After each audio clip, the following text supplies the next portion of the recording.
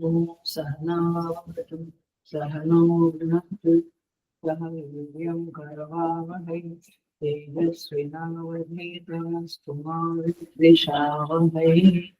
ॐ शान्ति शान्ति शान्ति। समस्तजनकल्याणे निरतं करुणामयं नमामि चिन्मयं देवं सद्गुरुं ब्रह्मविद्वरम्। Hari Om. I welcome you all with great love and great respect in this Bhagavad Gita discourses. हमारा 10वां अध्याय चल रहा है, 10th chapter, shloka number we will chant from 26. विभूति योगो नाम 10वां अध्यायः, 26 नंबर का श्लोक। अश्वत्थः सर्ववृक्षाणां देवर्षीणां च नारदः गन्धर्वाणां चित्ररथः सिद्धानां कपिलो मुनिः उच्चैः सर्वसमस्वानां विद्धि माममृतोद्भवम् ऐरावतं गजेन्द्राणां नराणां च नराधिपम् आयुधानाम् अहं वज्रम् धेनूनामस्मि कामधुक् प्रजनश्चास्मि कन्दर्पः सर्पाणाम् अस्मि वासुकिः अनन्तश्चास्मि नागानां वरुणो यादसामहम् पितॄणाम् अर्यमा चास्मि यमः संयमतामहम् प्रह्लादश्चास्मि दैत्यानां कालः कलयतामहम् मृगाणां च मृगेन्द्रोऽहम् वैनतेयश्च पक्षिणाम्।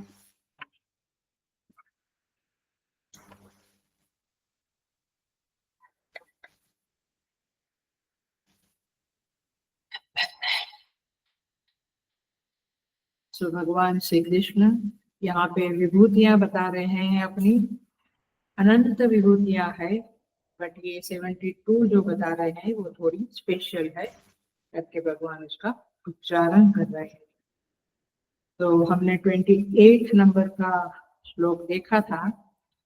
भगवान कहते हैं आयुधानां अहं वज्रम, सारे आयुधों में मैं वज्रम।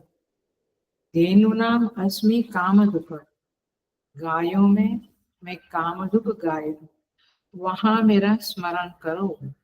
प्रजनश्चास्मि कंदर्पः, शास्त्रोक्त रीति से संतान उत्पत्ति का हेतु जो कामदेव है वह मैं हूँ। और सर्पाणाम अस्मि वासुकी, सर्पों में मैं वासुकी सर्प हूँ। सो इस तरह से भगवान ने कहा था। हमने 3 शब्द देख लिए थे, वज्र, कामधुक और कंदर्प। सर्पाणाम अस्मि वासुकी, ये बाकी था, राइट। हम आगे का श्लोक का ट्रांसलेशन देख लेते हैं। अनंतश्चास्मि नागानाम, 29 नंबर का श्लोक।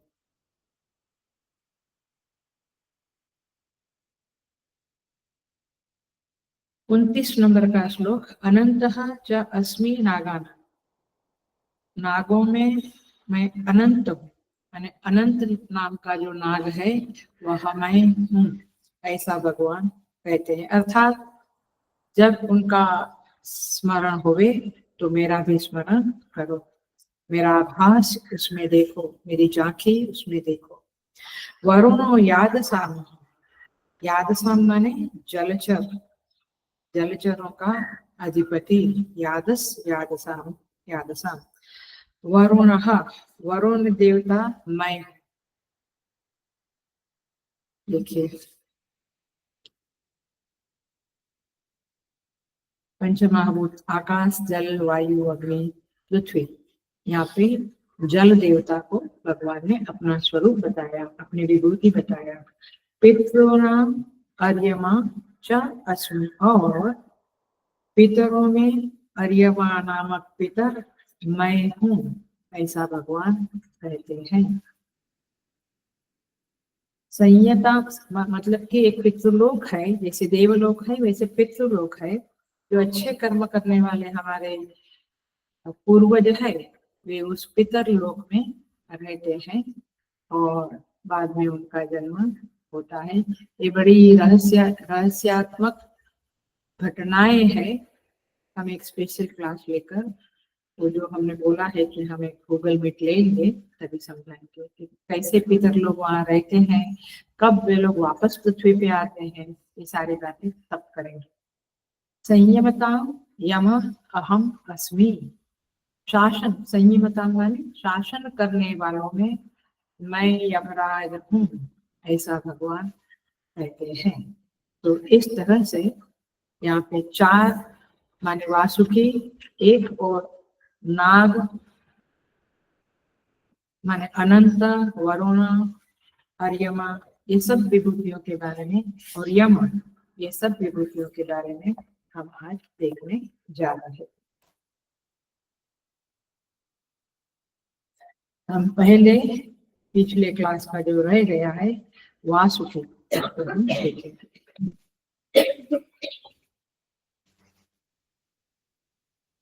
सर्पाणां वासुकी ही अहम अस्मि। सर्पों का जो राजा है वासुकी, उसे साक्षात मुझे समझो। ये सर्प है, सर्पों का राजा है। सर्प और नाग ये 2 अलग अलग जाति है। और ये जो वासुकी वह है सर्पों का राजा। आपको याद होगा जब समुद्र मंथन हुआ था, कल सोमवार की क्लास में थोड़ा बताया था, तब मथानी के रूप में वो जो डोरी है, वो जो नीति है, उसके संदर्भ में रज्जु भी हम लोग बोलते हैं। उसके मथानी को घुमाने के लिए रस्सी बनाया गया था, वह सर्प। तो मथानी क्या थी? मेरू पर्वत। मेरू पर्वत मथानी थी, माने जो डंडे के द्वारा हम लोग बोला ना, हम छोटे थे तो मक्खन ऐसे दादी माँ नानी माँ लोग मक्खन निकालते थे, तो ये बीच में एक डंडा होता है, वो जगह पे मेरू पर्वत था, और रस्सी की जगह पे वासुकी सर्प था। तो ये है आपका वासुकी सर्प। समुद्र मंथन के समय में उसे रस्सी बनाया गया था, और इसके द्वारा ये बड़ा ही ये वासुकी का मैं आज थोड़ा ज्यादा ही बोलने वाली हूँ, क्योंकि कुछ जीवन को एकदम सटोसट लगने वाली बातें हमें मालूम पड़ेगी यहाँ पे। यदि हम सीरियसली ये बातें सुने तो ऐसे इजी है, बट जीवन के लिए बहुत उपयोगी बातें। तो यहाँ पे एक वाक्य बोलती हूँ, फिर मैं उसकी कथा बताती हूँ। तो ये वासुकी सर्प के द्वारा असुरों के अभिमान का उपयोग किया गया था। ये वाक्य ऐसे नहीं समझेगा, मैं कथा बताती। क्या हुआ, भगवान ने देवताओं को थोड़ा इशारा कर दिया था, थोड़ा मोबाइल पे मैसेज डाल दिया था कि आप लोग वासुकी के मुंह की तरफ खड़े हो जाना। असुर लोग इतने अभिमानी कि वे तुरंत कहेंगे कि मुंह की ओर तो हम खड़े रहेंगे, हम पूंछ क्यों पकड़े। तो साधक को शिक्षा क्या लेनी है, अभिमान कितना घातक है, ये कथा से आपको मालूम पड़ेगा। थोड़ा थोड़ा अभिमान भी जो हम लोग करते हैं बड़ा घातक होता है। अब क्या शिक्षा मिलती है इस प्रसंग से हमें? ऐसे तो भागवत जी जब पढ़ेंगे तो क्या माने, उसमें क्या क्या भरा है जीवन उपयोगी चीजें।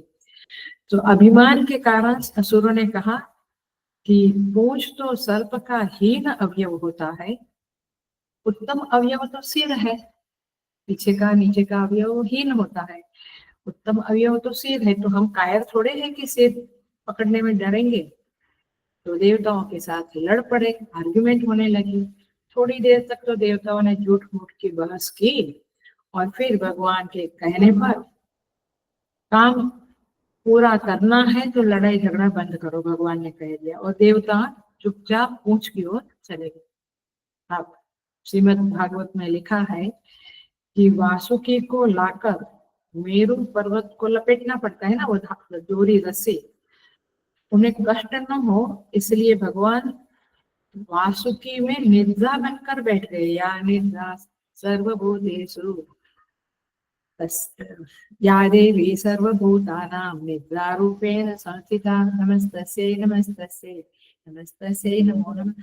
तो वैसे तो निद्रा रूप से देवी है, बट यहाँ पे वासुकी के निद्रा बनकर भगवान खुद बैठ गए, विष्णु भगवान। अब जब तक असुरों ने मोह पकड़ा तब तक तो वो निद्रा में था वासुकी। अब जब सेट हो गया, सब शुरू करना था, और जब ये मथारी मथना शुरू किया तो फिर तब भगवान धीरे से निकल गए और फिर उसकी निद्रा टूटने लगी। अब टूटने लगी, उसके शरीर पर घर्षण होना शुरू हो गया था। उसने ऐसी जहरीली फुटकार की, ऐसे फुटकार किया कि उसमें से, उस जहर से कितने सारे राक्षस मर गए। अब देखो, अभिमान कि मैं तो वो नहीं, मैं तो इधर थोड़ा बुद्धिमान, बुद्धि तो वापरो आप, है ना, तो बुद्धि तो है नहीं। ऐसे भी राक्षसी वृत्ति में जो बुद्धि होती है वो उल्टी बुद्धि होती है, विपरीत बुद्धि होती है। बुद्धि होती है बट विपरीत बुद्धि। तो कई राक्षस मर गए। तो ये सर्प वासुकी सर्प था, जिन्होंने इस समुद्र मंथन में मदद किया था। आप कल्पना करो कैसा वो सर्प होगा जिसकी रस्सी बनाकर मथानी को मथा था, मेरू पर्वत का, और भगवान कच्छप का रूप लेकर उसको आधार बने थे। तो ये सारी बातें हैं, और देखते हैं वासुकी के बारे में। वासुकी, भगवान शंकर उसे अपने गले में पहनते हैं, ये सर्प वासुकी है। भगवान शंकर को वासुकी अत्यंत प्रिय है, और जिसकी फुटकार से सब कुछ जलकर राख हो जाता है। आपको पता होगा कि परीक्षित महाराज के समय में तक्षक नाग ने जब डंक दिया, पूरा जलकर राख हो गया, सो भस्म कर दिया। तो इस तरह से इसका फर्क ये है नागों के साथ कि नाग के अनेक मस्तक होते हैं, सहस्र। अनंत नाग का आएगा तभी पता चलेगा। अनंत माने उसकी शेष, उसकी खंड जो है वो 1000 होती है, और सर्प को एक ही मस्तक होता है। तो इस तरह से वासुकी सर्प का राजा है, और कश्यप पत्नी कद्रु के द्वारा वह उत्पन्न हुआ है। तो इस तरह से नाग और सर्प दोनों कद्रु के द्वारा उत्पन्न हुए हैं। तो इस तरह से यहाँ पे कंदर्प वासुकी ही सर्पानाम अहम वासुकी ही। अब और एक बात करते हैं वासुकी के बारे में। आपको याद होगा कि परीक्षित महाराज की कथा, लेकिन मैं उसका बहुत ही गहरा, एक वासुकी के संदर्भ में जीवन का एक बड़ा सत्य उद्घोष करने जा रही हूँ। पूरी कथा सुनाऊंगी, वैसे भी अच्छी लगती है, आई नो। वैसे वैसे भी ये क्लास इजी है, बट ये कथा स्पेशल कथा है, वासुकी के संदर्भ में है, माने सर्पों के राजा वासुकी, और उसके संदर्भ में है, इसीलिए वो कथा सुना। अब आपको पता है कि परीक्षित महाराज को जब श्राप दिया गया, तब वह कुरु वंश के राजा थे, अभिमन्यु के पुत्र। आपको याद होगा अभिमन्यु किसका पुत्र? अर्जुन के उत्तरा। सो उस क्लेन में, उस गद्दी पे परीक्षित महाराज विराजमान थे। अब परीक्षित महाराज को जब श्राप मिला तो वे बहुत घबरा गए थे, और उन्होंने बहुत सावधानी रखी थी, लेकिन फिर भी साथ में उसको तक्षक नाग उसको काट दिया। अब ये जो तक्षक नाग जो था, उसने उसको जब मार डाला तो उसका शरीर भस्म हो गया। अब क्या हुआ ये कथा आपको पता है, क्यों हुआ ऐसा? ये कथा भी मैं बताती हूँ, धीरे से बताती हूँ, ऐसी कथा बताती हूँ, बट उसमें बहुत बड़ा संदेश है हम लोगों के लिए। थोड़े भी बुद्धिमान हम है तो हम उस संदेश को पकड़ के जीवन में बहुत शांति से जी सकेंगे। तो देखो, परीक्षित का पुत्र था जन्मेजय, जो भागवत में आता है, तो बहुत गुस्सा में आ गया, फ्यूरियस हो गया, और उसने कहा कि मैं उन सर्पों से, उन नागों से मेरे पिता का बदला लूंगा, I will take a revenge.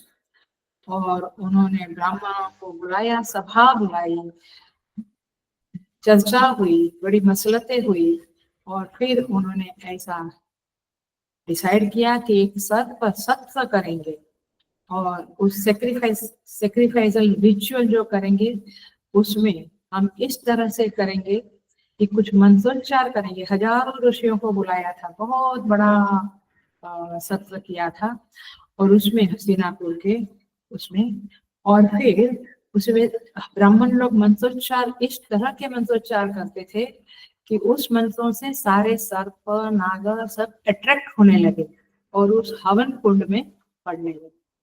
देखो क्या क्या हमारे लोगों के पास था। तो वो मंत्रोच्चार से वे इन्वोक किया और सारे नाग सर्प सब फटाफट फटाफट आने लगे। और तक्षक नाग तो इंद्र का सिंहासन के नीचे चला गया, इंद्र का सिंहासन डोलने लगा, ऐसी स्थिति आ गई।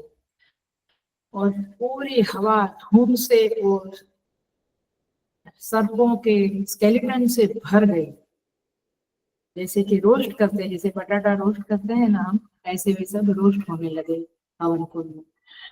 कई लोगों को बड़ी दया आई और कई लोगों ने माने वो लोग कहने लगे कि ये तो विचार युक्त कर्म नहीं है, लेकिन कई लोगों ने कहा कि राजा को मार दिया तो यही फल को भोगना है। इस तरह से बातें होने लगी। जब ये शुरू हो गया था, एकदम जबरदस्त चालू था, उस समय में एक दूर से एक ऋषि ने आवाज करी, स्टॉप द किंग, इसे स्टॉप करो, हे राजा इसे बंद करो, ये अधर्म हो रहा है। जन्मेजय ने चिल्ला कर कहा, कैसे ये अधर्म है? आप कौन है और कैसे आप ये कहते हैं कि अधर्म है? उस ऋषि ने कहा, मेरा नाम आस्तिक है और मैं वासुकी सर्प जो राजा है उसका नेव्यू, उसकी बहन का बेटा था। वो ऋषि पुरुष माने मनुष्य, लेकिन मैं वासुकी सर्प का nephew, the king of the snakes. उसने कहा,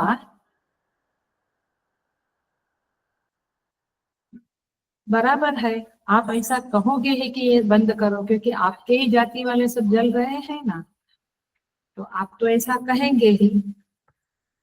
लेकिन वह आस्तिक मुनि जो है, ये भागवत जी में ये कथा आती है, आस्तिक मुनि जो है वो कहते हैं, सुनो जन्मेजय, मेरे पिता का नाम जरत्कारु था, वो ऋषि था, और तुम्हारे जैसा मनुष्य था, हमारे जैसा मनुष्य था, लेकिन मेरी माँ नाग थी, सर्प माने सर्प थी, जो वासुकी है उसकी बहन थी।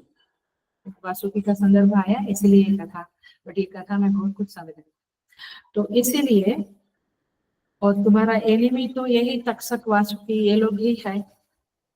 तो जब मेरी माँ सर्प की प्रजा वाली थी और मेरे पिता ऋषि थे, तो मुझे तो किसका पक्ष लेना ये समझता नहीं है। तो मैं पक्षपात नहीं कर रहा हूँ, मैं जो बात कह रहा हूँ वो बड़ी तटस्थ होकर न्यायपूर्ण तरह से मैं बोल रहा हूँ। सुनो, मैं जो कहता हूँ सुनो। और उसने कहना शुरू किया, बहुत अच्छी तरह से सुनना आप भी, हेलो अटेंशन प्लीज। 7 दिन के पहले वह मर गया, माने 7 दिन में उनको मृत्यु आ गई। तेरे पिता, तुझे पता है, जब शिकार करने को गए तो उन्हें प्यास लगी, और प्यास लगी तो एक ऋषि के आश्रम में चले गए। अब ऋषि को उसने बनियान ट्री के नीचे बैठे हुए, समाधि में बैठे हुए देखा, फिर भी वो चिल्लाया कि मुझे पानी दो। ऋषि ने सुना नहीं, वो डीप समाधि में थे। तो उसको गुस्सा आया कि ऋषि उठता भी नहीं है और मुझे पानी भी नहीं देता है। तो उस गुस्से में, ये गुस्सा अभी भी हम लोग को भी आता है, कोई चीज नहीं होती। तो गुस्से में उसने क्या किया, आजू बाजू देखा, एनॉय हो गया, और आजू बाजू देखकर एक मरा हुआ सर्प वहां पे पड़ा था, डेड स्नेक था, उसको अपने बाण से उठाया और फिर उस ऋषि के गले में डाल दिया और चलने लगा। अब ऋषि का एक शिष्य था शमिक, ये शमिक ऋषि की कहानी चल रही है। उसका जो एक शिष्य था वो वहां खड़ा था, उसको बड़ा अपमान लगा, उसको लगा कि इसने ये मेरे गुरु का, ये ऋषि का अपमान किया है गले में मरा हुआ सर्प डालकर। तो उसने वहां पे हाथ में पानी लिया और उसने संकल्प किया, श्राप दिया कि हे माने जिसने यह सर्प मेरे पिता के, मेरे गुरु के गले में डाला है, वो 7 दिन में सर्प के दंश से मर जाएगा। जैसे को तैसा हुआ ना, जैसा हम करते हैं वैसा हुआ ना। सर्प को डाला तो सर्प से ही मृत्यु होती है। इसलिए हमारे जीवन में जब भी जो कुछ भी जिस समय भी होता है, जिस तरह से होता है, उसको हमें जरा ऑब्जर्वेशन, इसके बारे में इंट्रोस्पेक्शन करना चाहिए, उसको एनालिसिस करना चाहिए। तो जन्मेजय ने कहा, तो तुम्हारे पिता अपने आप से ये डेथ अपने ऊपर लाए हैं, ये अपने आप से वो तक्षक उसको दंश दिया, तो ये श्राप वो अपने आप से लाए हैं। अब जन्मेजय उस आस्तिक मुनि से पूछता है, फिर तक्षक ही क्यों आया मेरे पिता को मारने के लिए? उसने क्यों मेरे पिता को बाइट किया, दंश दिया? आपको अब देखना है। अब ये बहुत ही इंटरेस्टिंग चीजें हैं और ये इतिहास है, ये मिथ नहीं है, ये कल्पना नहीं है, इतिहास। ऐसा हुआ था, इसे इतिहास कहते हैं, माने हुआ था। राणा प्रताप थे चित्तौड़गढ़, शिवाजी महाराज थे, तो इसे इतिहास कहते हैं। बट कोई कल्पना वाली बातें हैं तो वो ठीक है, वो परी विधि आप जो भी सोचो। आस्तिक ने कहा कि सुनो सुनो, ये तक्षक ने ही क्यों तुम्हारे पिता को मारा? एक तो क्यों मारा, क्योंकि उसने वो कर्म किया था जो गलत था और उसे श्राप मिला था। अब देखो दूसरी बात करते हैं। बहुत समय पहले तुम्हारे जो परदादा है, यानी परीक्षित, अभिमन्यु और अर्जुन, अभिमन्यु का पिता अर्जुन, जो परदादा है, ग्रेट ग्रैंडफादर, उसने एक समय में खांडवप्रस्थ वन को जला दिया था, क्लियर किया था, माने उसको साफ किया था। और क्योंकि उनको वहां पे क्या बनाना था, इंद्रप्रस्थ बनाना था, राजधानी बनाना था। तो इसलिए एक एक कर्म का कैसे फल जुड़ा रहता है, और फिर जब फल मिलता है तो हम आऊं करते हैं, लेकिन जरा समझना चाहिए हमें। जब उन्होंने खांडवप्रस्थ को क्लियर कर डाला, जला डाला, उस समय में वो फॉरेस्ट जो था, वो जंगल जो था, वो बहुत सारे नागों का, सर्पों का होम टाउन था, वहां पे भी रहती थी, ये उनका घर था। तो जब वो जलना शुरू हो गया तो बहुत सारे तक्षक भी वहीं रहता था। तक्षक और उसके बहुत सारे, तक्षक उस जंगल का राजा था, सारे सर्प नाग सब इधर उधर भाग गए और होमलेस हो गए, घर बगर के हो गए।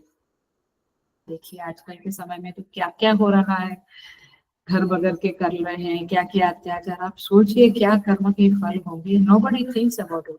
इसीलिए सच बात तो यह है कि बचपन में ही बच्चों को ये धर्म शास्त्र का ज्ञान, कर्म का ज्ञान देना चाहिए। ये था हमारे हिंदुस्तान में, बट ये 200 साल के शासन में उठ गया। ये सब ऑर्फन हो गए, अनाथ हो गए, बच्चे किधर गए, माँ किधर गई, बाप किधर गया, माने सर्प नाग ये सब के बच्चे भी ऑर्फन हो गए।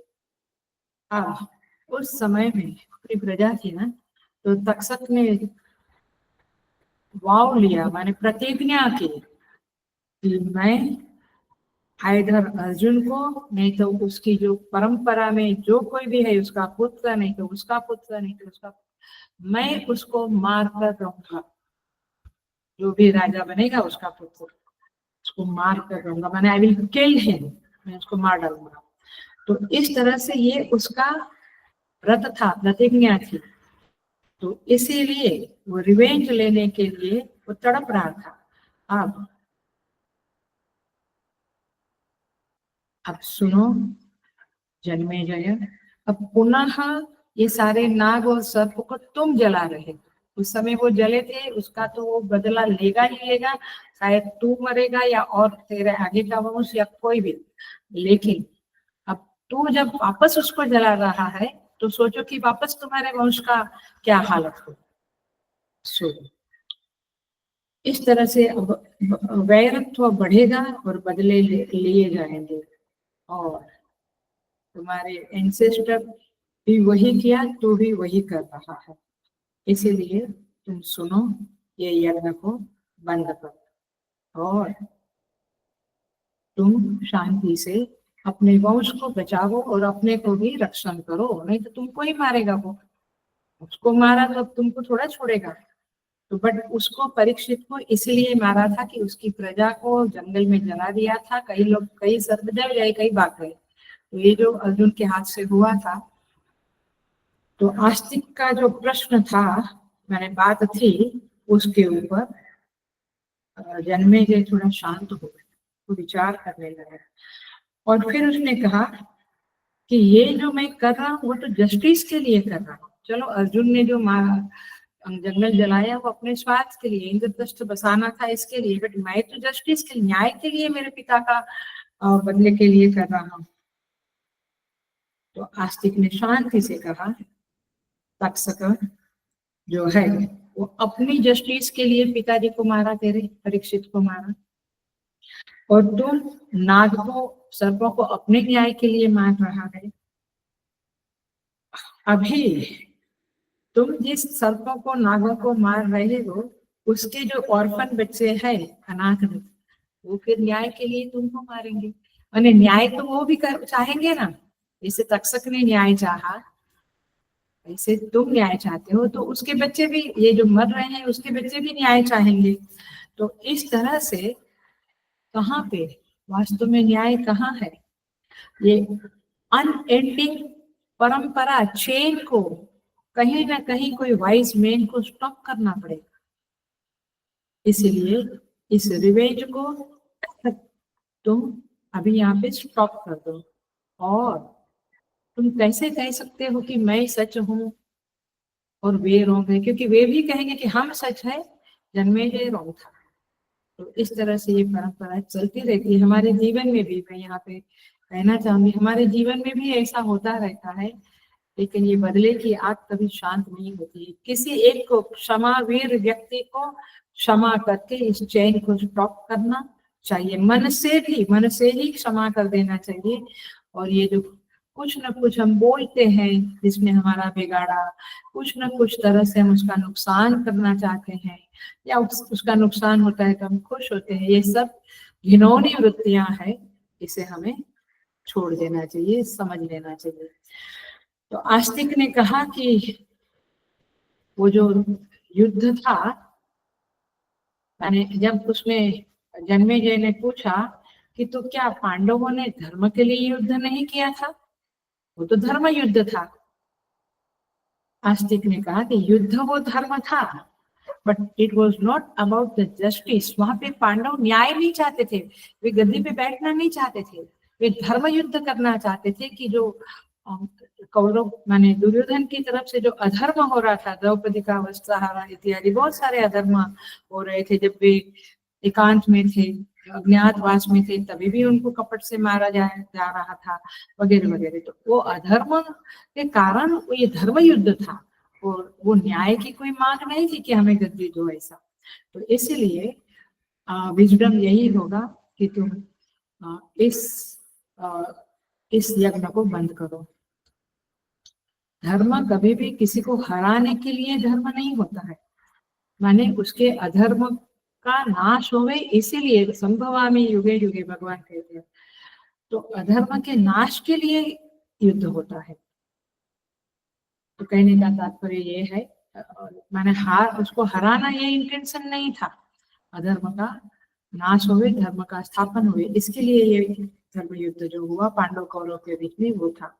तो इस तरह से धर्म युद्ध के कारण ही पांडव जीते, पर तुम्हारी जो न्याय वाली बात है उसमें किसी का भला नहीं होगा, और इसीलिए तुम इस यज्ञ को स्टॉप करो। और फिर जन्मेजय ने इस यज्ञ को स्टॉप किया। यहाँ पे कहते हैं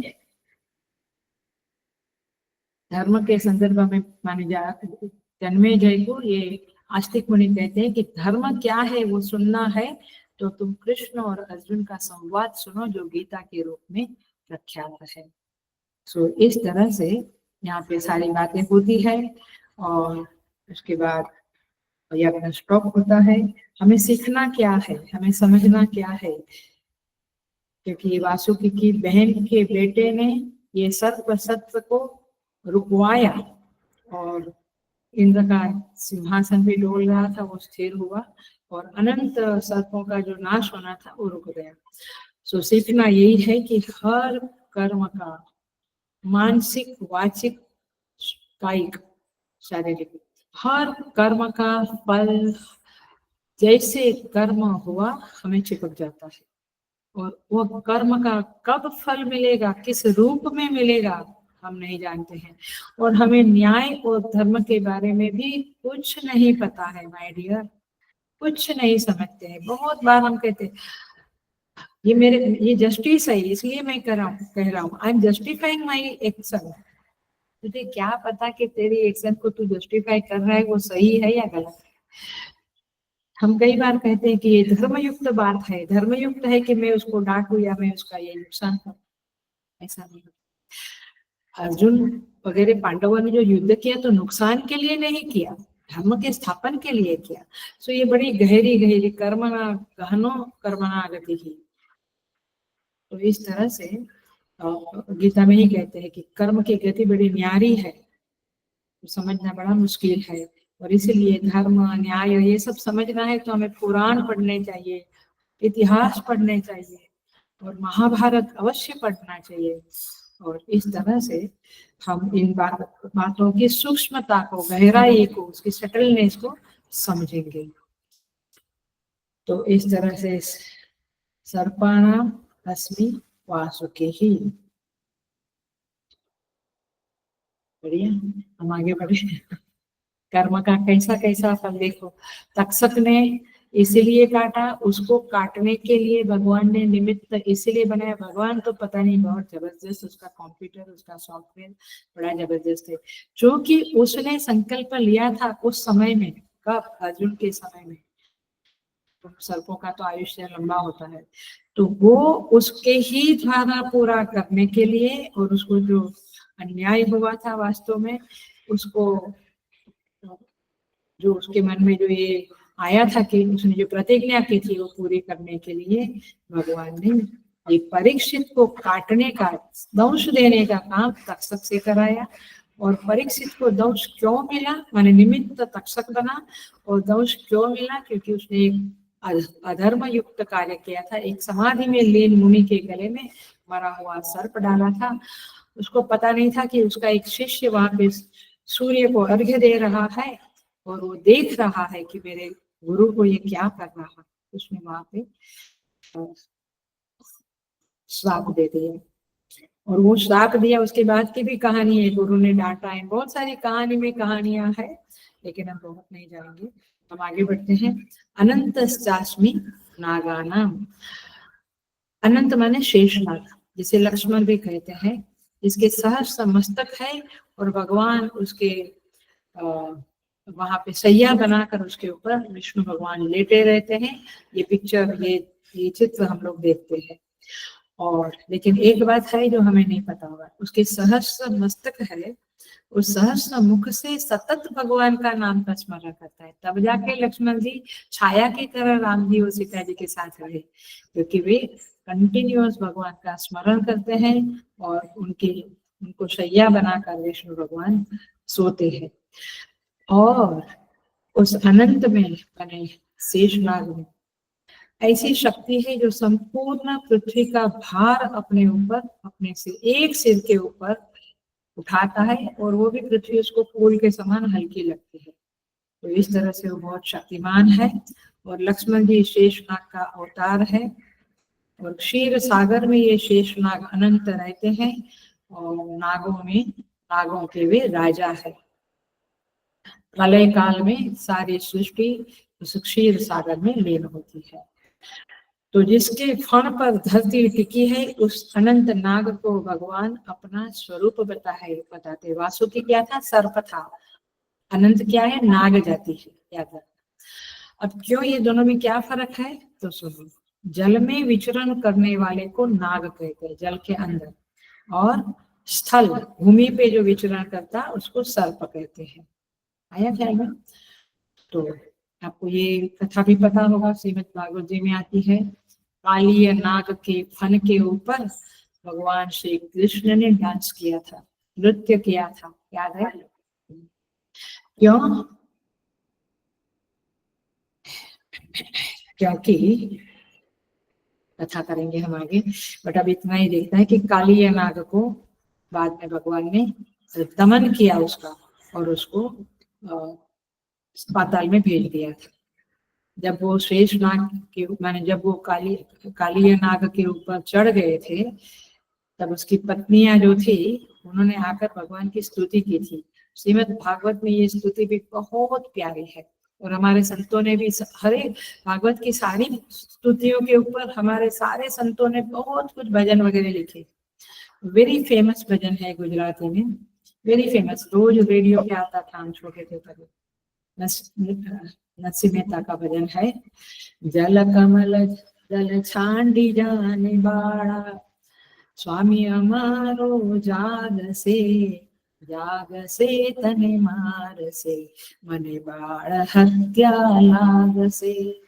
कहते हैं हे कृष्ण तुम चले जाओ, यदि हमारा स्वामी माने नाग जाग गया, तब वो सोया था, तो जाग गया तो तुझे मार डालेगा, और तुझे मारेगा तो हमें बाल हत्या का पाप लगेगा, इसलिए हम हाथ जोड़कर प्रार्थना करते हैं कि तुम चले जाओ। देखो कितनी समझ थी उस समय, अभी तो हत्याएं होती है, ये समझ ही नहीं है कि हमें पाप लगेगा, कलयुग है ना।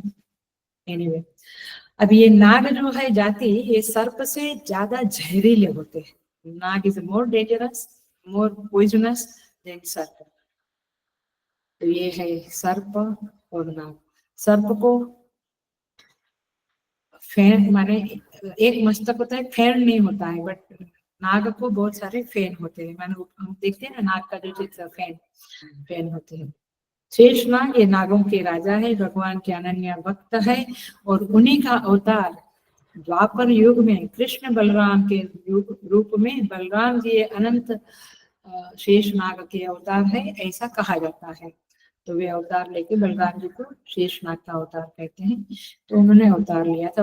भगवान के साथ उनके जो भी खास लोग हैं वे बार बार अवतार लेकर उनके लीला में सम्मिलित होते रहते हैं।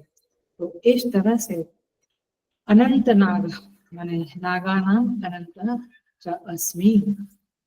आपको पता होगा कि नहीं, चतुर्व्यूह की उपासना होती है, और चतुर्व्यूह के उपासक वहां पे वासुदेव भगवान 4 व्यूह में प्रकट होते हैं। वासुदेव, संकर्षण, प्रद्युम्न, अनिरुद्ध, इनकी उपासना होती है चतुर्व्यूह में। उसमें जो संकर्षण है वो अनंतनाग है, माने भगवान वासुदेव के रूप में, संकर्षण अनंत के रूप में जन्म लेते, माने अनंत संकर्षण के रूप में जन्म लेते हैं और अगेन साथ में रहते हैं। आपको ये भी पता होगा कि राम रावण युद्ध हुआ, तभी जो मेघनाद था, बड़ी बड़ी कथाएं है कि कहे में बैठे तो एक श्लोक भी एक क्लास में क्या 4 क्लास में नहीं होगा, लेकिन हम नहीं जाएंगे उस कथा में। बड़ी कथा अच्छी है, बट आप पढ़ लेना, रामचरितमानस के संदर्भ में आता है कि मेघनाद की जो पत्नी थी उसका नाम सुलक्षणा था, और वो नाग कन्या थी, वो नाग कन्या थी। और बहुत कुछ आएगा उसको, हम आगे नागपाश में कैसे बंधे गए भगवान, सब कथाएं हैं, आगे देखते हैं कुछ। लेकिन अभी तो केवल याद रखो कि नाग कन्या थी मेघनाद की पत्नी सुलक्षणा, और इसीलिए भगवान को नागपाश में आगे बांधा गया।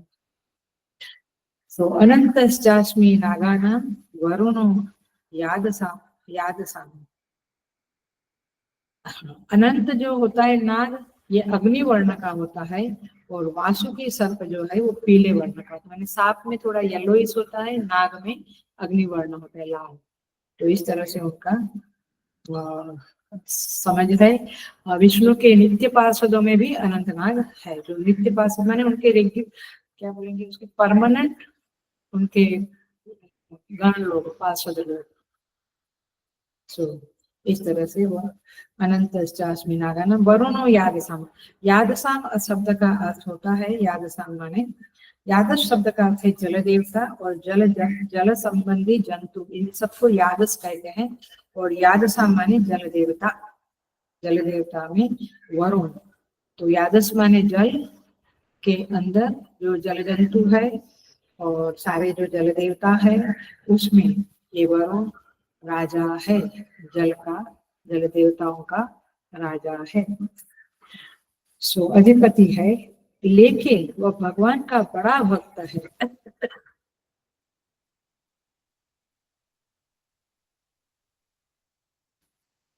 वो भगवान का परम भक्त है, इसलिए भगवान कहते हैं वरुण यादसाम। जैसे देखो ग्राम देवता होते हैं, फिर कुल देवता होते हैं, स्थान देवता, वास्तु देवता, ऐसे जल देवता। तो जल देवता कौन है? वरुण। जब भी आप देखेंगे कि कोई हवन होता है, कुछ विशेष पूजाएं होती है, तो ये सबकी स्थापना की जाती है, तो उसमें वरुण की भी स्थापना की जाती है। तो इस तरह से, और ऐसा हमारे व्यवहार में, हमारे जो संस्कृति के जो ग्रंथ है, उपासनाओं के जो ग्रंथ है, वे कहते हैं कि जब भी हम जल में प्रवेश करते हैं, स्विमिंग में जाते हैं ना बच्चे लोग भी, जवान लोग भी, तो जल में प्रवेश करने के पहले जल देवता को नमस्कार करना चाहिए। नहीं तो, मैं डिटेल में नहीं जाऊं तो भी आपको याद दिला दूं कि महाभारत में जब पांडव लोग अज्ञातवास में थे, तो पानी पीने के लिए गए थे पांडव लोग, और जल के अंदर जाते ही वे जल देवता ने उन्हें गर्क कर दिया था, मैंने उनको ले लिया था, उनको वापस जाने, बंधन में डाल दिया था, वापस जाने नहीं दिया था। याद आता है? पांडव माने यक्ष कथा, ऐसा टाइटल है महाभारत में, और यक्ष कथा का एक पूरा ग्रंथ है जो हम वन वीक का जब यज्ञ करते थे, ज्ञान यज्ञ करते थे लेक्चर, तभी हम लोग ऐसे छोटे छोटे ग्रंथ बिगिनिंग में लेते थे। तो यक्ष कथा का ग्रंथ है, यक्ष प्रसंग का एक प्रसंग है महाभारत में, कि चारों पांडवों को यक्ष ने पकड़ लिया, माने जल देवता उस रूप में पकड़ लिया। फिर युधिष्ठिर महाराज जाते हैं तो बोलते हैं तुम मेरे प्रश्न का उत्तर दो, तो एक भाई को मैं जीवंत करूंगा। तो फिर उन्होंने प्रश्न का उत्तर दिया, उसे यक्ष प्रश्न कहते हैं। और फिर जब वो प्रश्न किया तो फिर उसका उत्तर सही निकला, तो बोला एक भाई को मैं छोड़ूंगा, तो किसको छोड़ू? तो उन्होंने कहा नकुल को छोड़ो। क्यों? क्योंकि वो माद्री का पुत्र है, मैं कुंती का एक पुत्र जीवित हूँ, तो माद्री का एक जीवित है। ये धर्म राज इसलिए कहलाते हैं, नहीं कि अपना अपना पराया पराया। आप हर एक प्रसंग में आप देखिए, ये सब कथाएं पढ़ने से, पुराणों की, महाभारत की, रामायण की, हमें धर्म के संदर्भ में बहुत ज्ञान मिलता है। मैं तो वेदांत का साधक हूँ, आई डोंट लाइक ये पुराण वेदांत, इसलिए मैं 10वां चैप्टर अटेंड भी नहीं करूँ। Are you getting? माधुरी। फिर सेकंड प्रश्न का उत्तर सही हुआ, फिर सहदेव, फिर अर्जुन के भी। तो इस तरह से बढ़िया बढ़िया बढ़िया कथाएं हैं। तो वरुण यादसाम, इसलिए जल में, वैसे तो हम लोग कोई मंदिर में जाते हैं तो भी वहां पे एंट्रेंस में नमस्कार करके अंदर जाते हैं। तो हर जगह पे, हर एक जगह पे जो देवता है उस स्थान का, तो नमस्कार करना चाहिए। सो भगवान कहते हैं सारे जल देवताओं में मैं पश्चिम दिशा का पति वरुण हूँ। मैंने पूर्व दिशा के पति इंद्र है, पश्चिम के वरुण, उत्तर के कुबेर और दक्षिण में यमराज निवास करते हैं। चारों दिशा के दिक्पाल, चारों दिशा के एक संरक्षक है।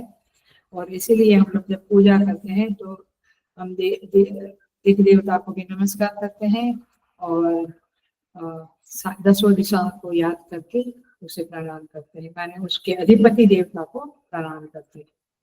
किंतु कई बार लोग कहते हैं ये पूजा में क्या, ये ऊपर ऐसे पानी डाला, इधर हाथ किया, ऐसा नहीं है प्रभु। ये सटल सूक्ष्म रूप में, सटल रूप में ये देवताओं की सत्ता विराजमान है। सिद्ध, गंधर्व, नाग, सर्प, नाग सर्प तो दिखते हैं, बट सिद्ध, गंधर्व, देवता, ये सब सूक्ष्म रूप में, अव्यक्त रूप में विराजमान होते हैं, हम नहीं देख सकते, लेकिन अवश्य वे लोग विद्यमान है। और इसीलिए जब पूजा करते हैं तो हम सारे देवी देवता को नमस्कार करते हैं। सो वरुण देवता पश्चिम के दिशा के वे है, और हर एक प्रकार के जो जल है, अनेक प्रकार के जल है, उसमें उसके स्वामी है, राजा माने जाते हैं, और उनकी राजधानी सागर के तल में बताई गई है, पाताल। इसलिए जब नंद बाबा यमुना में स्नान करने के लिए प्रवेश किया तो वरुण ने उन्हें खींच लिया और अपनी राजधानी में ले गए। क्यों? क्योंकि कृष्ण पिता को ढूंढते ढूंढते यहाँ आएंगे तो मुझे उनके दर्शन हो जाएंगे। देखो, पहले के हमको लगता है सर्प है, नाग है, ये जल देवता, ये लोग बहुत ग्रेट थे। तो हुआ भी वैसा ही, भगवान कृष्ण खोजने गए और भगवान के दर्शन के करके वे बहुत ही संतुष्ट हुए। उसने भगवान की पूर्ण विधि से पूजन किया और भगवान ने उसे कृतार्थ किया। तो इस तरह से ये संदर्भों में बहुत सारी कथाएं आती, बहुत सारी कथाएं आती है। आप इसकी कमेंट्रीज पढ़ेंगे तो बड़ी बड़ी कमेंट्रीज है ये 10वें अध्याय में, ये सारी कथाओं के द्वारा। सो आगे बढ़ते हैं हम। पितृणा अर्यमा अस्मि, पितरों में पितर होते हैं, हमारे जो पूर्वज गुजर जाते हैं। उसके बाद सुमेने रूप से, जो मैंने शायद 8वें अध्याय में सब बताया था गीता के, कि कैसे इमीडिएटली पेड़ पौधे होते हैं, कुत्ते बिल्ली होते हैं, या फिर अच्छे कर्म किए हैं तो पितर लोक में जाते हैं, बहुत अच्छे कर्म किए हैं, वेदांत के ज्ञानी हैं तो ब्रह्म लोक में जाते हैं। तो इस तरह से पितर भी एक लोक है। और वहां पे पुराणों में 7 पितरों का उल्लेख है। में अनल, सोम, कव्यवाह, यम, अर्यमा, अग्निस्वाता, बर्हिषद, ये 7 पितर है। और इनको हमें जब श्राद्ध होता है तो जल वगैरह देते हैं और भोजन देते हैं इत्यादि। तो फिर हम माता पिता के ऋण से मुक्त होते हैं, ऐसा कहते हैं। पितर को परमात्मा के समान मानना चाहिए, क्योंकि उनका भी एक लोक है और वहां पे वे सुख से रहते हैं। सो ये डिटेल में बोला ना, एक दिन गूगल में लूंगी ये सब बातें, जीव का क्या होता है इसके बारे में, तब काफी बातें बताऊंगी। सो पितृणाम अर्यमा अस्मि, अर्यमा ये नित्य पितर है। जैसे कुछ देवता नित्य है, कुछ देवता अभी हमने तैतरीय में पढ़ा, आजानज देवता और कर्मज देवता, माने एक परमानेंट देवता है, देव है, और एक मनुष्य योनि में बहुत अच्छे कर्म करके देव योनि को प्राप्त करता है। उनको क्षीणे पुण्य मध्य लोके विशंति, वापस आना पड़ता है, और जो परमानेंट है वो चले देते हैं। तो इस तरह से परमानेंट पितर जो है वो कर्यमा है, और पितृलोक के वासियों की उचित व्यवस्था करने का काम उनका है। वो सृष्टि के सर्ग के आरंभ से ही नियुक्त किए जाते हैं, और उन्हें भगवान अपने दिव्य विभूतियों में से एक कहते हैं। तो अर्यमा को अपनी विभूति बताया है भगवान ने, और इस तरह से यहाँ पे पितृनाम अर्यमा अश्विन। अब देखो आगे जाते हैं हम। यमः संयमता अहम, जो शासन करने वाले जितने भी अधिकारी हैं उसमें यमराज मुख्य है। ये प्राणियों को उनके पाप पुण्य का फल भुगता कर शुद्ध करते हैं। इसलिए यदि हमें ऐसा फल भोगना पड़ता है जो दुख देता है, तो यही समझो कि ये कर्म का फल है, और उस कर्म के ये दुख रूप फल को प्राप्त करके मैं शुद्ध होऊंगा। तो इसीलिए ये यमराज फल देते हैं। इनका शासन न्यायपूर्ण और धर्मयुक्त होता है, इसलिए उनका नाम धर्मराज भी है। ये भगवान के भक्त है और लोकपाल भी है। अभी अभी हमने कहा कि दक्षिण दिशा के यमराज है अधिपति। भगवान उन्हें अपनी विभूति बताते हैं। देखिए ये यमराज कैसे होंगे, एक झलक, एक विचार आपको देती हूँ मैं, कि वे हमारे मानसिक, वाचिक और शारीरिक सभी कर्मों का हिसाब रखते हैं। माने सब कर्म उनको पता है। इसलिए मन में हमने किसी का नेगेटिव सोचा तो समझ लो कि कोई मेरे लिए नेगेटिव जरूर सोचेगा। वाणी से कुछ कहा, किसी को हर्ट किया तो जरूर कोई वाणी से मुझे हर्ट करेगा। और इसलिए उल्टा सोचे तो ये ऑफलाइन नहीं है, नहीं तो अच्छे से आंसर आते थे। उल्टा सोचे तो मुझे कोई वाणी से हर्ट करता है, मतलब मैंने कभी उसको हर्ट किया, इसलिए जरूर। तो ये सारा हिसाब किताब सही होता है और ये यमराज करते हैं। सो वाणियों के कर्मों का स्थूल सूक्ष्म सब कुछ कर्मों का साक्षी रूप यमराज है। यम शब्द का और एक अर्थ है, पातंजलि योग सूत्र में आता है यमा नियम प्राणायाम आसन वगैरह। तो यम का अर्थ है अहिंसा सत्य अस्तेय ब्रह्मचर्य अपरिग्रह, ये पांचों के पांच को यम कहते हैं। एक साइड की बात बता रहे। सो और उसके कारण संयमी हो जाता है मनुष्य। तो ये है यम संयमता। हम जीवों को पुरस्कार भी यमराज देते हैं, माने अच्छा फल भी देते हैं, दंड भी देते हैं। तो अच्छे कर्म किए हैं तो डरना नहीं है, जरूर हमें फल मिलेगा। इस पृथ्वी पे शायद अच्छे कर्म का फल अभी दिखता नहीं है हमें, क्योंकि रिश्वतों के कारण या कुछ ऐसा होता है तो किसी को चांस मिल जाता है, हम पीछे रह जाते हैं अच्छे कर्म करने के बावजूद, बट वो कभी ना कभी फल मिलता ही है। बट यह क्योंकि यमराज के उधर रिश्वत वगैरह नहीं चलती है, तो इसीलिए उनका जो फल देना है वो हमारे हित के लिए होता है, न्याय पूर्वक होता है, धर्म पूर्वक होता है। और इसीलिए ये यमराज को भगवान अपनी विभूति कहते हैं। देखिए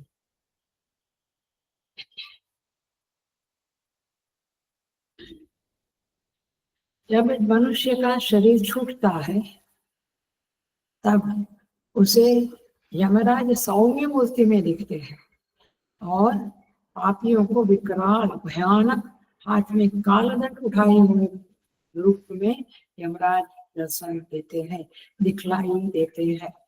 और इसीलिए इस दुनिया में यदि कुछ एक चीज यदि शाश्वत है, कूटस्थ है, एक नियम एब्सोल्यूट है, सर्टन है, तो वह है मृत्यु, मृत्यु के देवता यमराज।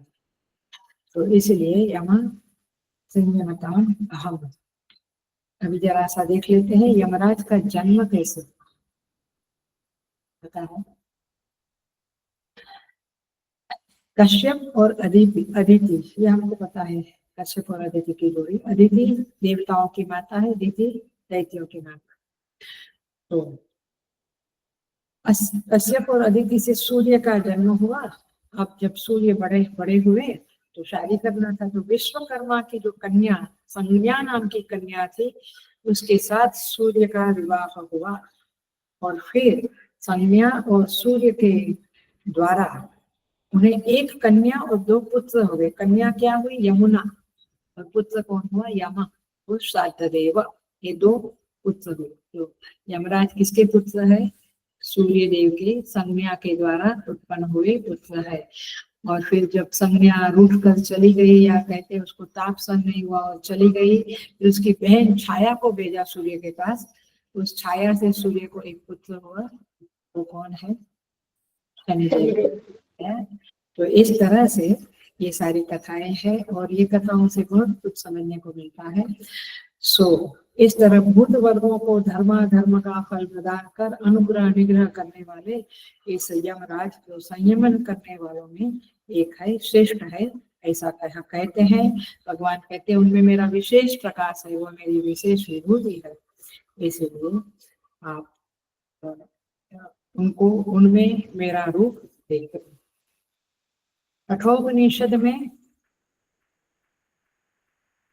भगवान शंकराचार्य जब कठोपनिषद पे भाष्य लिखते हैं तो यमराज को कैसे नमस्कार करते हैं, क्या कहकर नमस्कार करते हैं, बड़ा क्लासिक है, बड़ा मीठा है, बहुत सुंदर संबोधन करते हैं। वे कहते हैं ओम वैवस्वताय ब्रह्म विद्या आचार्याय नचिकेतसे नमः।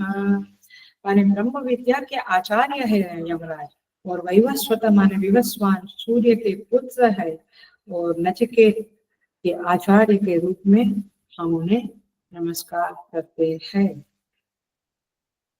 पूरा कठोपनिषद, अब तो तैत्तरीय उपनिषद फ्राइडे से शुरू हो रहा है। तैत्तरीय उपनिषद भगवान की और श्री गुरु की कृपा से पूर्ण हुआ, लेकिन तैत्तरीय के बाद तो 5 उपनिषद पूरा होगा, 5 बचेगा, उसमें कथा भी बचेगा। हम कभी तो भगवान की कृपा हुई तो जरूर लेंगे। और उस कठोपनिषद में नचिकेता और यमराज का संवाद है, और उस संवाद में नचिकेता का क्लासिक प्रश्न है। क्या प्रश्न है? 2 प्रश्न है, मैं बताऊंगी। अन्यत् धर्मात् अन्यत् अधर्मात् अन्यत् अस्मात् कृतात् अन्यत् भूताच्च भव्याच्च यत्तत् पश्यति तत् यत्तत् पश्यसि तद्वद। कहते हैं धर्म अधर्म से परे कुछ है, भूत भविष्य से परे कुछ है, कार्य कारण से परे कुछ है, उसके बारे में, इस प्रपंच से पृथक कोई है, उसके बारे में आप जो जानते हैं हमें बताइए। भैया हमें पूछने को बोलेंगे, बड़े संत है उस पर्वत की गुफा में है, जाओ, हम कहेंगे मेरे बच्चे का शादी कब हो गई है बता दो, पत्नी कैसी आएगी, इत्यादि इत्यादि। Anyway, Nachiket was a great Sikar, great शिष्य, तो इस तरह से पूछता है। बट ये पूछने के लिए भी बहुत मनन चिंतन किया होता है, तब जाके ऐसे प्रश्न हमारे अंदर से निकलते हैं। प्रश्न के उत्तर देने का, प्रश्न पूछने का मजा जो था वो तो स्वामी सूरदानंद के साथ है, याद आ रहा है। उनकी कुटिया में कहो बम्बई में आते थे या जहाँ जयपुर, लखनऊ, प्रयागराज, जहाँ पर भी गए थे हम लोग, जब भी उनको मिलने जाते थे, रात को महफिल देते थे। मैंने महफिल माने प्रश्नोत्तर, कोई प्रश्न उठाते थे और सब जानते थे कि स्वामी जी को किस प्रकार का प्रश्न पूछना चाहिए, और फिर जो उनकी वाग्मयी धारा बहने लगती थी, तो एक गजब का एक्सपीरियंस था। मैंने बहुत मिस करते हैं, बट उसमें जो ज्ञान मिलता था वो जब पढ़ते पढ़ाते हैं तो नहीं मिलता है, उससे बहुत कुछ ज्ञान मिलता था, बहुत क्लैरिटी आती थी। सो इस तरह से नचिकेता महान शिष्य था और यमराज महान गुरु थे। तो प्रश्नों के उत्तर पूरा कठोपनिषद है। नचिकेता और एक प्रश्न पूछता है, मैं आपको कठोपनिषद के बारे में जिज्ञासा उत्पन्न करने के लिए ये बता रही हूँ। नचिकेता पूछता है, ये यम प्रेते विचिकित्सा मनुष्य अस्ति एके नायमस्ति चैके। कहता है कि ये मनुष्य जब मर जाता है तो उसके विषय में ये संदेह है। कोई कहता है कि कुछ रहता है, जैसे हम लोग कहते हैं जीव रहता है, कोई कहते हैं कि कुछ नहीं रहता है। तो आप उसके बारे में बताइए। कोई रहता है माने मृत्यु के बाद जो जीव नाम का कुछ है वो रहता है या खत्म हो जाता है? तो ये ऐसे ऐसे प्रश्न है कठोपनिषद में, बहुत ही इंटरेस्टिंग है। तो ये है यम संयमता अहम। तो इस तरह से यहाँ का अंत ही नहीं है, लेकिन हम आगे जाएंगे। 30 नंबर का श्लोक में प्रवेश कर जाते हैं हम।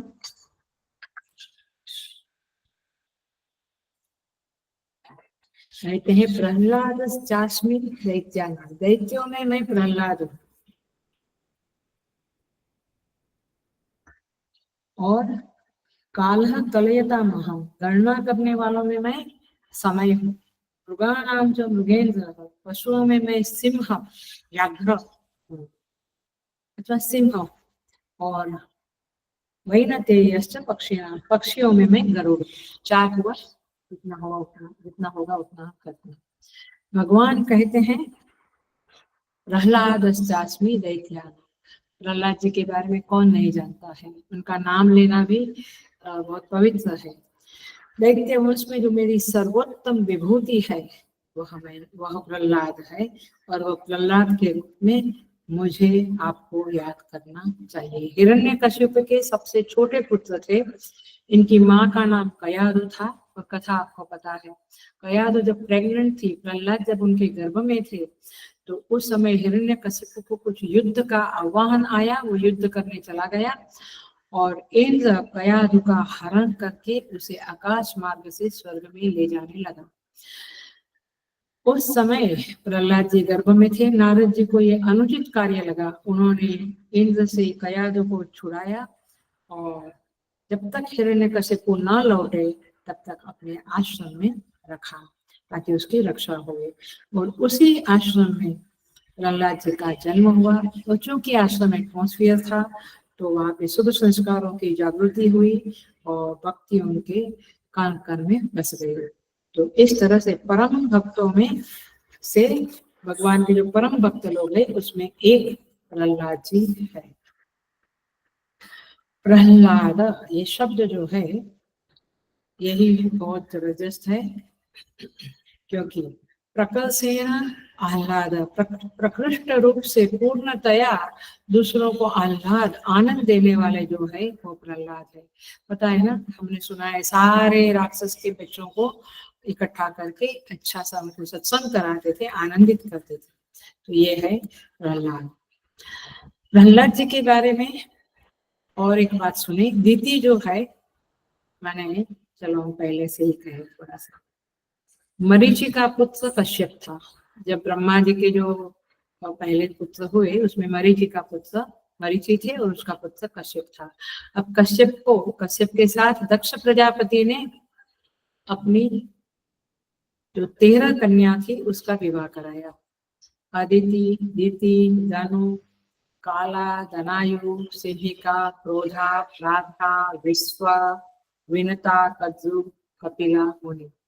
तो इस तरह से सारी कन्याओं से उनका शादी कराया। किसने? कश्यप ऋषि से दक्ष प्रजापति ने अपनी कन्याओं का विवाह कराया। अब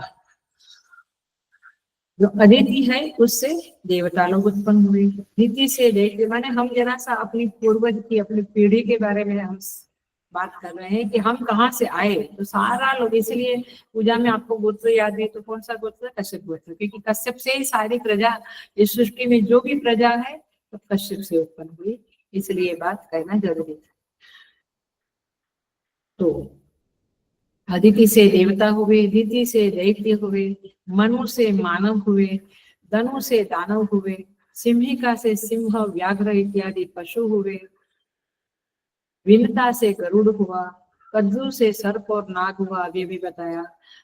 और इस तरह से वैसे देखा जाए तो हम सारी सृष्टि भाई भाई है, लेकिन सबके पिता एक कश्यप है, और कश्यप के पिता मरीचि, और मरीच के पिता ब्रह्म प्रजापति। तो देखो हम किसके वंश है।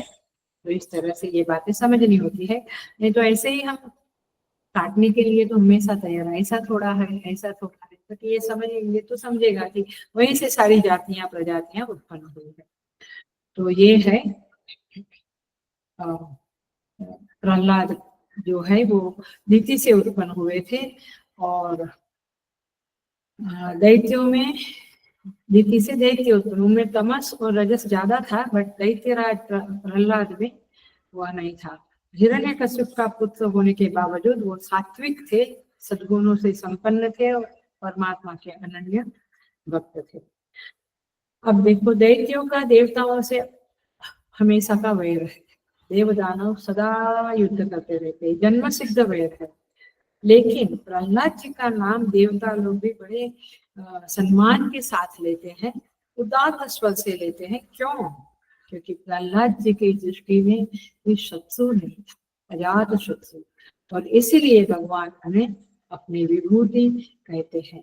और शत्रु कुछ कोई नहीं था, इसलिए वे सर्वत्र क्यों नहीं था? क्योंकि सर्वत्र परमात्मा को, भगवान विष्णु को, जले विष्णु, स्थले विष्णु, सर्वत्र विष्णु को देखते थे। और इसीलिए जब हिरण्यकशिपु ने कहा तेरे विष्णु इस खंभे में भी है क्या? बोला हाँ, खंभे में भी है। और खंभे से भगवान ऋषि अवतार लेकर जन्म हुए। ये कथा मैं नहीं कहूंगी, आप सबको पता है। तो इस तरह से न्याय के लिए प्रख्यात थे प्रहलाद जी, और उनकी भक्ति निष्काम थी। तो इस तरह से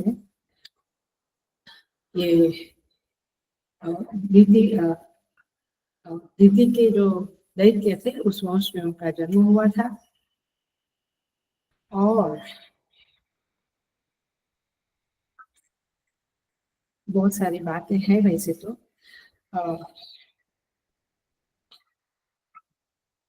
कश्यप ऋषि की वह पत्नी थी दीदी, उसका और भी, माने उसका किस तरह से हिरण्यकश्यप उसको उत्पन्न हुआ, ये जरा सी कथा है। ऐसा हुआ कि सारे जो 12 की 12 दूसरी कन्याएं थी उनको पुत्र पुत्री सब कुछ था, वंश था, बट इसको वंश नहीं था। तो कश्यप से उन्होंने मांगा कि मुझे संतति हुए, तो शाम के समय में उसने संतान के लिए इच्छा प्रकट की, क्योंकि उसको जेलसी हो रही थी बाकी की बहनों की। तो संध्या समय में ऋषि ने कहा कि संध्या समय में यह कृत्य उचित नहीं है। देवता लोग संध्या समय में आकाश मार्ग से जाते होते हैं, विचरण करते हैं, तो गृहस्थ उपभोग के लिए जो कामना तुमने की है वो संध्या समय ठीक नहीं है। लेकिन वह मानी नहीं, और ऋषि ने कहा देवगण असंतुष्ट होंगे तो बड़ा श्राप मिलेगा, कठोर दंड मिलेगा, ये संध्या समय बीत जाने दो। लेकिन वो माने नहीं, और फिर 2 महापापी पुत्र उत्पन्न हुए, वो हिरण्यकश्यप और हिरण्याक्ष। समझ में आया? उस हिरण्यकश्यप के लाला जी पुत्र थे। ये उनकी जन्म की कथा है। इस तरह से बहुत सारी उनके राज्य के समय की भी कथाएं हैं, हम वहां पे नहीं जाएंगे। सो प्रहलादश्चास्मि दैत्यानां काल कलयतामहम्। काल बड़ा महाबलवान होता है, समय आने पर सब कुछ नष्ट कर देता है।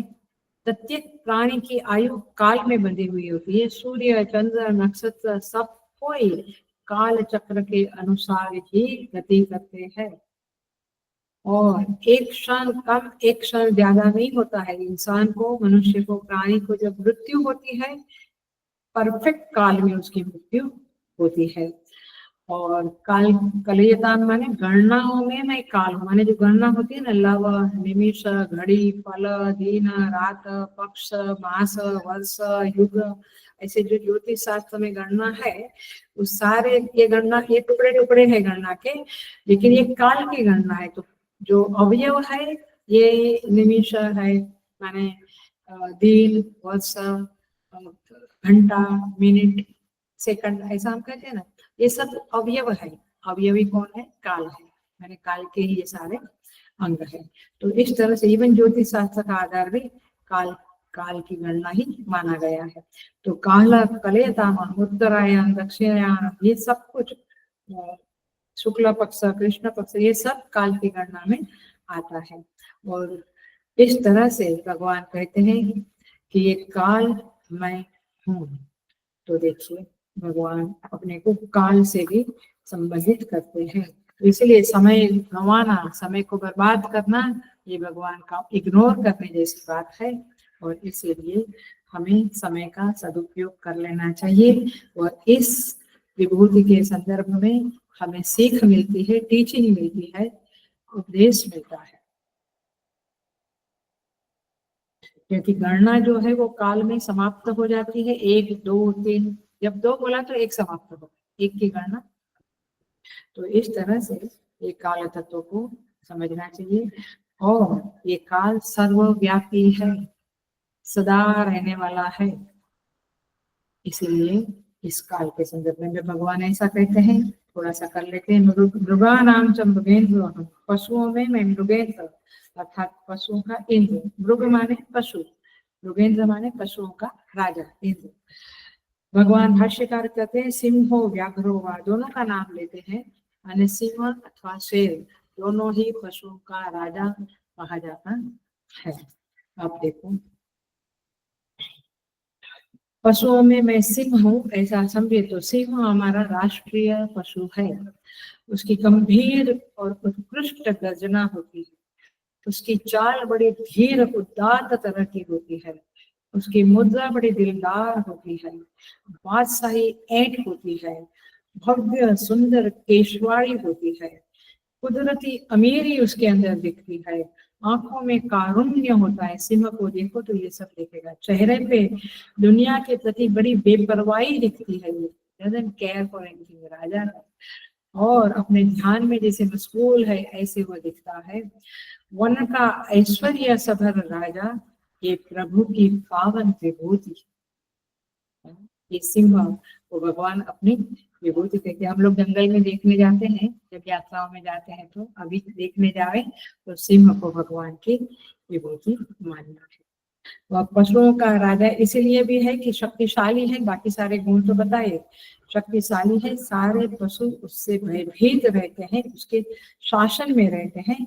और इसीलिए उन्हें भगवान कहते हैं मृगाणां च मृगेन्द्रो अहम। तो इस तरह से दूसरी बात ये भी है कि व्याघ्र और सिंह बड़े निर्भीक होते हैं, उनको किसी का भय नहीं है, सारे उनसे भयभीत होते हैं। और एक बात उनका जो गुण है वो ये है कि अपने लक्ष्य से कभी भी विचलित नहीं होने वाले होते हैं। They decide something, they follow it up. तो राजा का ये लक्षण सिंह में दिखाई देता है, और इसीलिए भगवान ने कहा मृगाणां च मृगेन्द्र अहम्।